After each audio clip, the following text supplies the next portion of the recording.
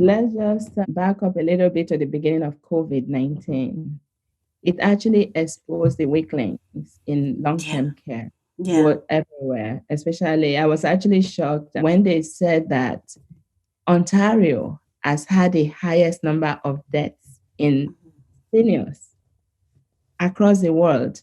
It was really scary for me. It took me back. So we now know that the way they set up was wrong. And now it's being changed. They are moving people from 3 rooms to 1 room and so forth. My understanding of the history is that some of these older homes were built like it was like the hospital sort of mindset. Yeah. So now we know it doesn't work. From Sixth Story, I'm your producer, Diana Hong, and you're listening to Rev Up Your Potential with Hilda Gann, the show where we talk with the entrepreneur next door about the stories behind their success and the lessons they've learned along the way. Today's guest is a registered nurse, mental health and geriatric health specialist, diabetes educator, and a registered natural health nutritionist. She is also the founder of Alexis Lodge Retirement Residences, a retirement home based in Scarborough, Ontario. In today's episode, she and Hilda will talk about why she chose to work in the mental health field despite the challenges, how COVID-19 has caused her to change the way long-term healthcare homes are built, what you can do to prevent Alzheimer's and dementia, and so much more. So please enjoy our conversation with Christiana Egi. Today I have with me Christiana Egi. She is the founder and owner of Alexis Lodge, a home for individuals with Alzheimer's and dementia challenges. Thank you very much, Christiana, for joining me today. You're welcome. Thanks for having me.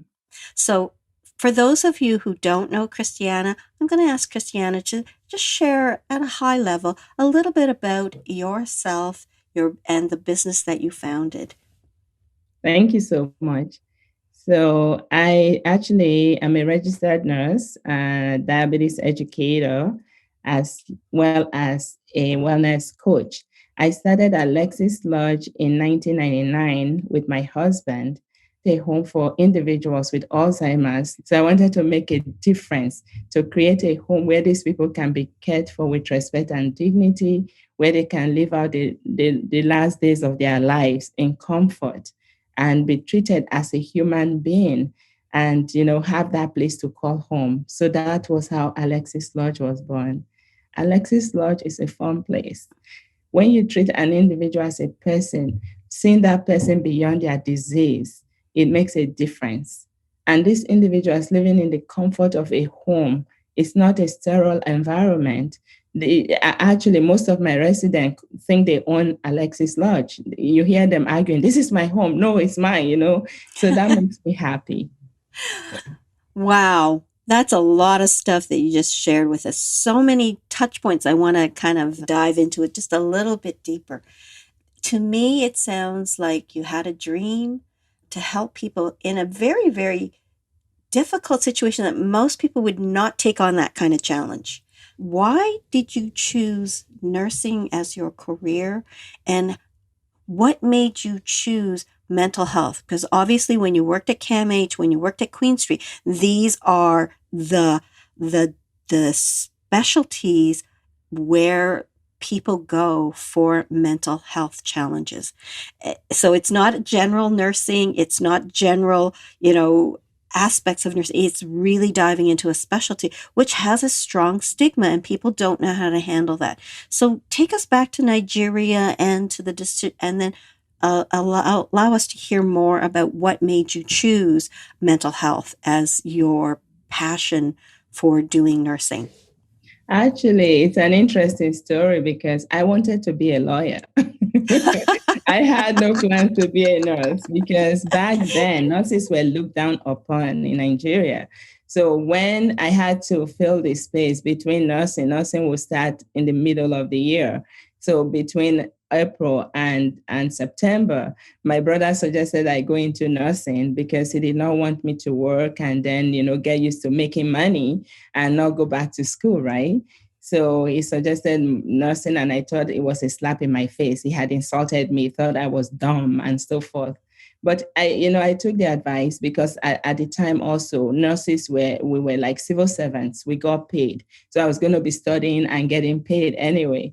I went into nursing, and man, was it difficult, because nursing then you were trained as a nurse, right? That type of the old way of training nurses. And we were also trained not just as nurses, but as, sort of mini doctors, because you got posted to rural areas where there were no doctors, and you had to take care of the people there. So we had a very strong rotation. It was 3 years of intensive training where you did everything from operating room to emergency care. We did suturing. We did everything that you needed. They equipped us to handle local situations. So when I got in the first 6 months, they used to call it PTS, and it's the British system.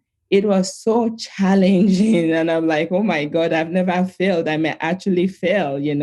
So that was what got me really hooked on nursing, that it wasn't for dumb people. So, and when I did my mental health placement, I'm a fun-loving person. I like to be happy. I like to help people.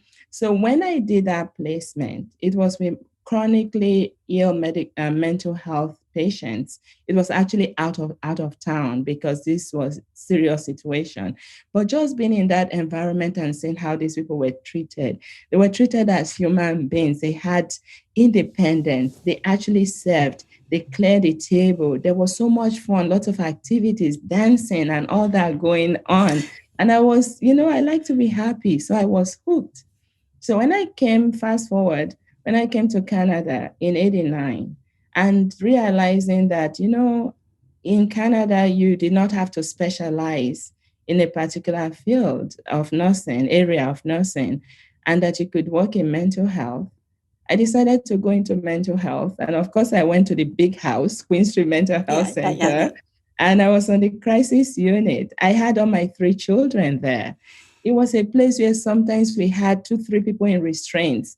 Sometimes you had to lie on the floor to inject somebody, because you have like 6, 7, 8 people on top of this one person, because they're so aggressive. So, but I just love the adrenaline that came with that. And I also realized that as a nurse, I like to see people it's not just about acute care, it's about long-term care. I like to develop relationships, and seeing these people come in so psychotic, and then within days, just seeing the magic of medication, like within 3 days, they are more stable and you can relate to them. It was so satisfying for me. It's just that gratification. And so I enjoyed everything that I did. And I actually went back for a visit after I had left Camp H, like for 10 years. And my former patients, because like I told you, it's a revolving door, they're always there. They saw me and they remembered me. And they asked for my children, because when you develop that relationship, when you treat people with respect, you just dignify them and make them feel whole. So that is what I mean, it was amazing. I wouldn't do anything but mental health. And I also love advocating for people. And so it just fit into everything that I wanted to do. So you said to us that your husband made your dream come true. And you alluded to the fact that you complained about there could be a better way to treat people with dignity and make it more home-like. Yes. So was that complaining to your husband or to anybody who would listen? Actually, more to my husband, because I was really frustrated. It was really painful. Actually, friends and families, like with the stigma, people will say, oh, after you've worked, the myth is if you've worked in a psychiatric hospital for long, you become crazy yourself. And I always tell people, we are all a little crazy. That momentary insanity. Have you ever had a time when you were so angry and you could not control your emotions and you said things you did not mean to say? That is momentary insanity. So we're all a little bit crazy. And no one asked for this, actually. When I was actually new at Queen Street, I got the opportunity to be interviewed. It was then a government hospital. So they had this newsletter and they interviewed me. And I said in that article that, no one asked to have mental illness. At the time, I had gone to Disney with my husband. We were still single. And I came back with chicken pox. Like, who was to know, right, that I would get chicken pox? It's the same thing. You see a young, healthy, intelligent girl or boy, then when they're in university, maybe for second year, they break down with schizophrenia because that's when it happens, right? So no one asks for this to happen to them. Yeah, there's hereditary and there's environmental effects of mental illness.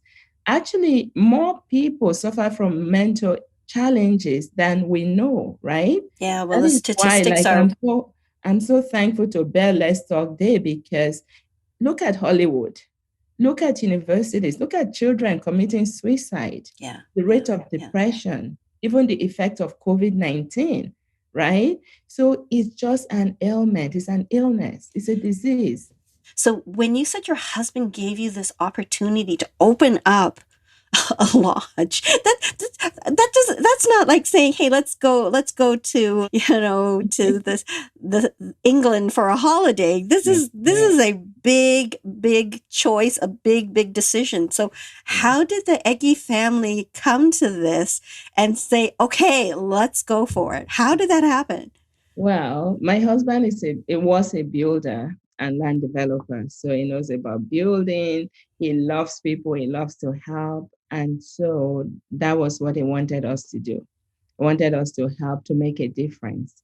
And it's interesting because I thought having a retirement home was just putting beds in a building and having a retirement home. Oh, no, he did the research. He did everything. He met with hospital presidents and so forth, and made all the contacts. Like, he was a very suave businessman. And I always said, until Ella, that I'm not a businessman. I just feel like I'm a nurse. I love to help people. Yeah. But so he got everything set up. We had consultants who helped us at the beginning. And it's like getting your umbilical cord cut off. Like, after we set up, they got the first, we started with 5 beds. My husband in the contract wanted to make sure that they filled the beds. So the beds were now full. And suddenly I'm thrust into this community by myself.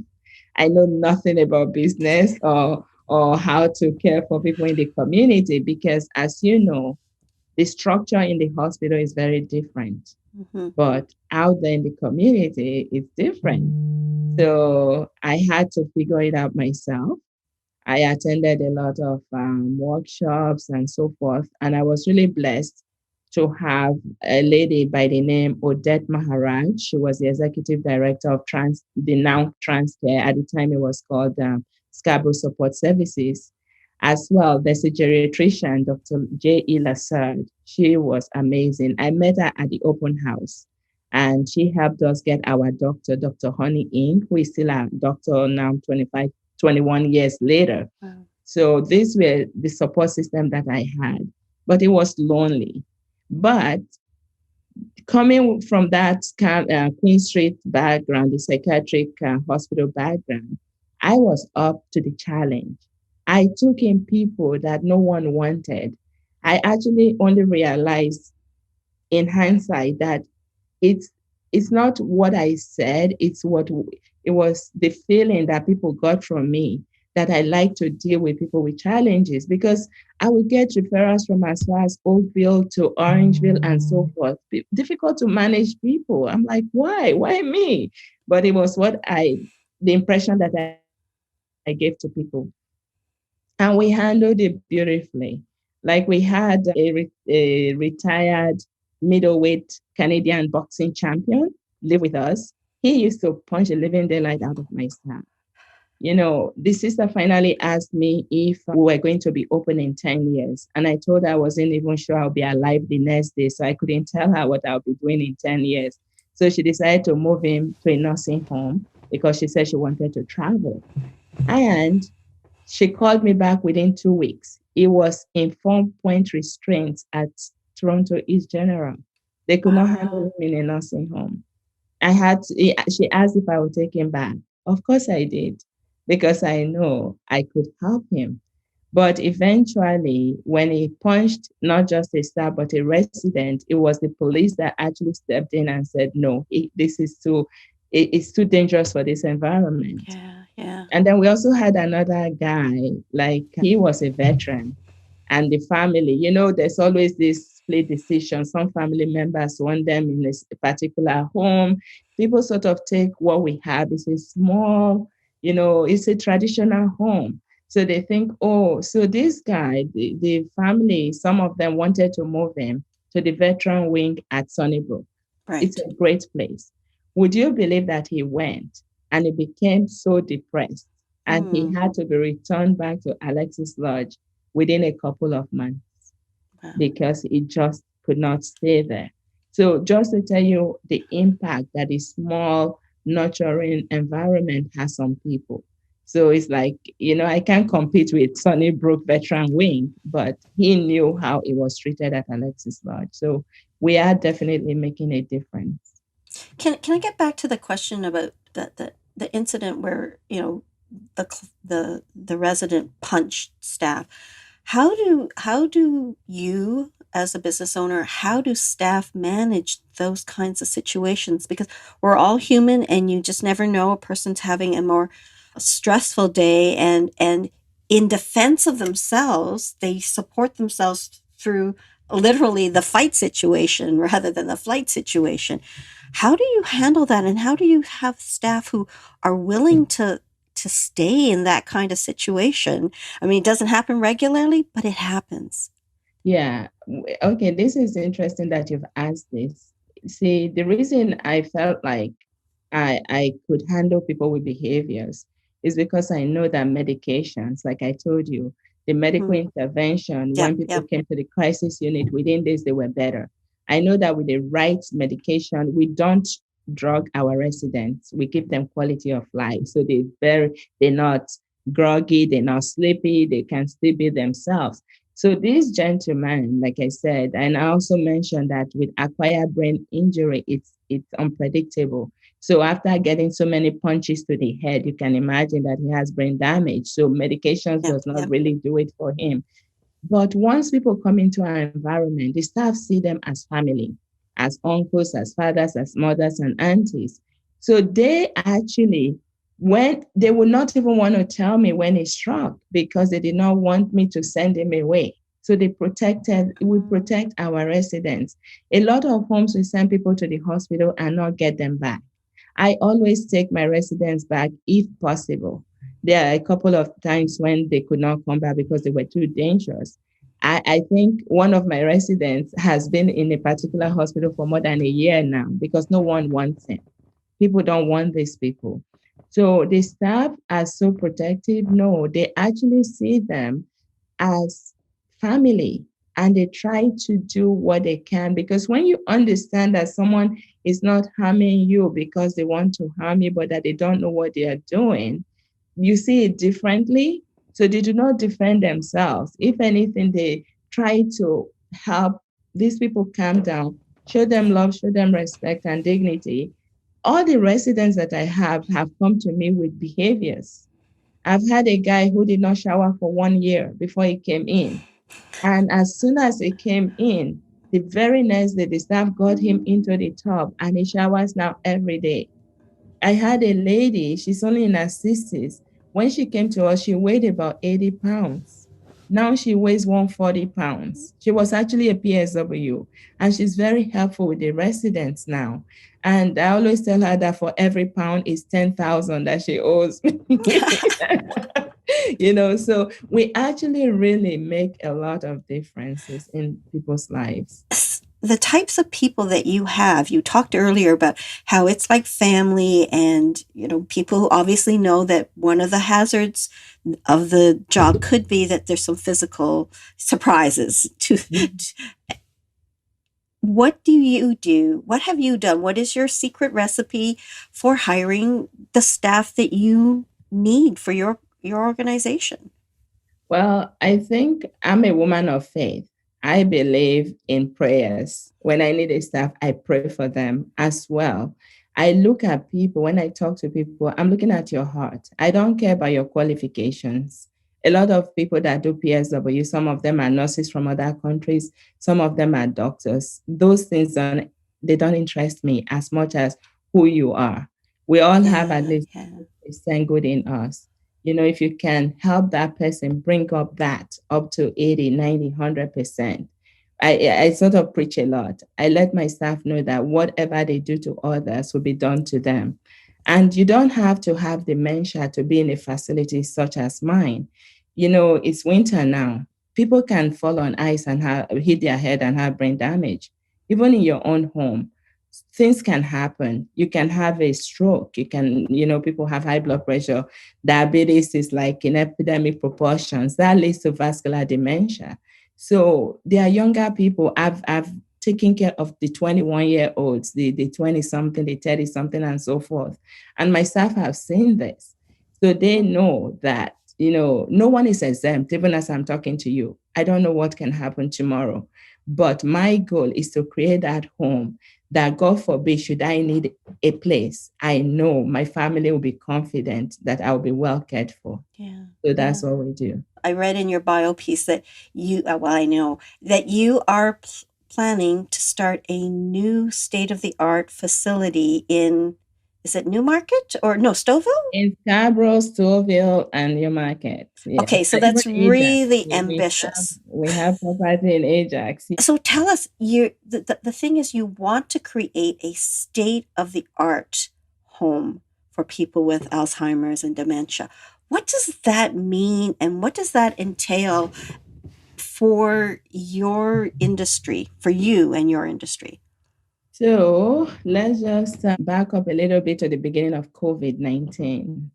It actually exposed the weaklings in long-term Yeah, care, yeah. both everywhere. Especially, I was actually shocked. I was at a, a Zoom conference the other day, and when they said that Ontario has had the highest number of deaths in Mhm.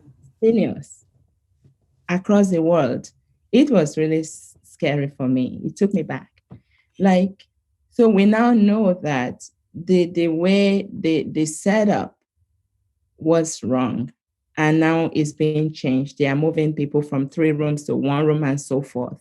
My understanding of the history is that some of these older homes were built like it was like the hospital sort of mindset. Yeah. So now we know it doesn't work.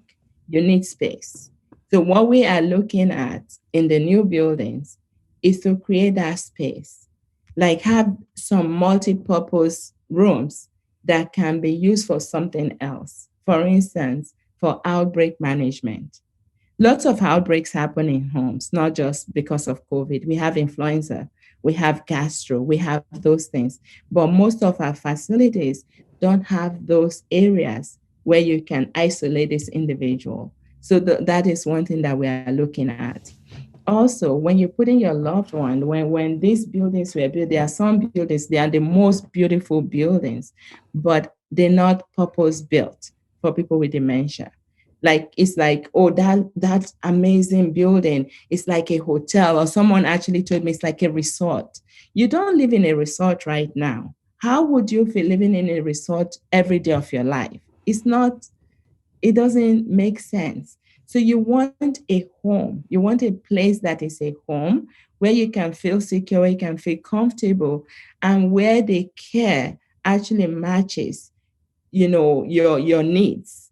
Like I was telling you about the case of, it says disability is effect of environment, right? So if you are suddenly put in a position, in a place where you cannot function, you will develop a disability, right? Mhm. So yeah, I think this is the way it said. Disability is a function of the environment, right? So we want people to be able to function. We want people to, it's about living. When you go into a facility, you want to be able to live, like have a life, have the comfort, have everything that you need. And also we are introducing technology as well. We want to be able to monitor how people are declining. And we want to be able also to give people the ability to like to enhance their care. When people come to me, what I hear families say is that, oh, they usually say when someone moves into a facility, they actually decline. Some people decline and die within months, but they go, but our loved one is actually flourishing. So when you are in a suitable environment for you, you actually flourish. So that is what these buildings will be about. So we are going to be high tech and high touch, like you had said, and also have the care module, person-centered care, tailor the care to individual needs. Personally, I was telling my son, I don't like high rises. They actually scare me. So if you're putting me in a high rise facility, I'm going to have that anxiety that I cannot express, right? So you really need to know people and be able to accommodate them in ways that will be suitable for them mentally, physically, emotionally, psychologically, and socially. So that is my goal, and that is what we're trying to do to make a difference. We are going to change the whole idea of living with dementia. I love what you have created yourself. And I think I'm hearing too that need to educate people about mental health, about Alzheimer's, and to emulate as a role model what by creating what you've done, with your husband, and now forward as you expand your facility to places in Scarborough and Newmarket and Stouffville, and that's just amazing. Can you share a little bit about your social media presence? Because I think that has escalated too. I'm not sure how much of that existed pre-COVID times. And now, what are you doing, and how did you go about making that social media happen? My kids had always encouraged me to be more outspoken, to do something, to sort of share knowledge. Like they say, Mom, you're an expert in dementia care now. You should be more out there answering questions and so forth. And I always wanted, they had encouraged me to start a podcast. But after the Ella, like I said, Ella released the lion in me, right? So I decided not only to start a podcast and also writing a couple of books, children's books on dementia. So we started this podcast because, as a nurse, we don't look at wellness. At least I know. No, I think I can comfortably say this. Even doctors, we don't know much about wellness itself. A lot of people know about the medication, about, treating diseases, but how about the preventative end? That is something that came to me in the last, say, 5 to 7 years. Mm-hmm. I look at my resident population. I can tell who actually invested in their health prior to developing dementia. And, we have the 70 something that have these chronic diseases that can't even move. You just, it pains you to see someone trying to get out of a chair. And like I said, I have the 99-year-old who still zips up and down stairs. This man is so strong. So then you take a back seat and say, what went wrong? What happened here? Because you have to invest in your health. Lifestyle change matters. Alzheimer's, diabetes, and so forth. Some of these diseases are actually they're preventable. Sure. I used to think, oh, Alzheimer's is not, when I learned that it can be prevented, but I was scared to say it because, science and so forth. So there are people that actually end up with symptoms, but that do not develop full-fledged Alzheimer's because there are no comorbidity. Okay. Mm-hmm. Okay. So and comorbidity means another disease on yes, top of that, just for yes. people So who if you don't have another disease, even if you have those plaques and tangles, you may not develop full-fledged. I think there's the non-study. You may not develop full-fledged symptoms of the disease. Mm-hmm. So what you put into your body, it makes a big difference. Your eating, your rest, like sleep, exercise, all these things are so important. Stress management, because it's like take vascular dementia, and again, going to metabolic diseases like diabetes and so forth. It has to do with what you put into your body, right? So if you can manage, if you can feed yourself properly, whatever you've deposited, you can withdraw when your old age comes, right? Right. So the podcast is about living forever young. How do you keep yourself young and healthy? Because if you're not feeding yourself proper nutrition, your cells will age as they develop, right? Mm-hmm. So that is what we talk about in layman terms. We're not talking a lot of medical jargons or anything, just simply telling people, maintain your health, maintain your social well-being. Like, the stress of COVID is huge. Yeah. If you're feeling overwhelmed, talk to somebody, do meditation, do yoga, like, just have that wellness mentality, and it goes a long way to helping everyone.